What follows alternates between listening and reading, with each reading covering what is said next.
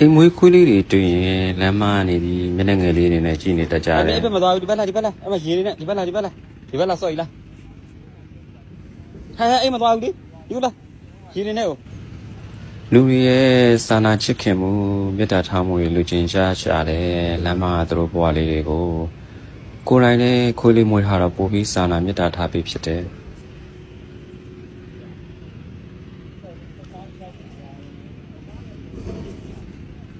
အဲ့ဘက်မသွားဘူးဒီဘက်လာအဲ့မှာရေနေနဲ့ဒီဘက်လာ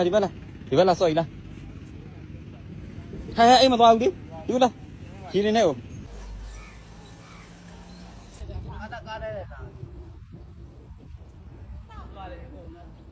ဟုတ်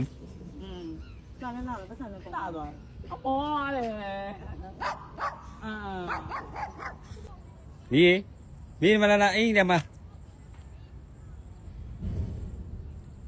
အစိမ်းနဲ့အဖြူရယ်အနီလေးရယ်ဒါလေးရတော့ရတယ်သူမှနည်းနည်းအေးပတ်ရှင်လို့ဖြစ်နေလို့အာစပါတော့မပေါ်ရသေးဘူး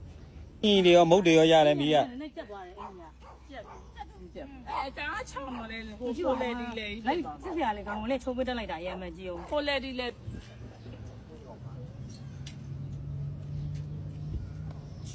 ဲ့တော့ချိုးကောင်းပါလေတဲ့ကင်မရာမန်တခုတော့ကနေတယ်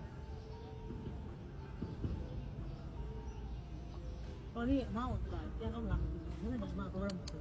ဒီနေ့ပြန်ရောက်တယ်နော်ပြန်ရောက်မယ်ဒီနေ့မှလည်းမရောက်ဘူးဒီနေ့မှလာမှလာမှာ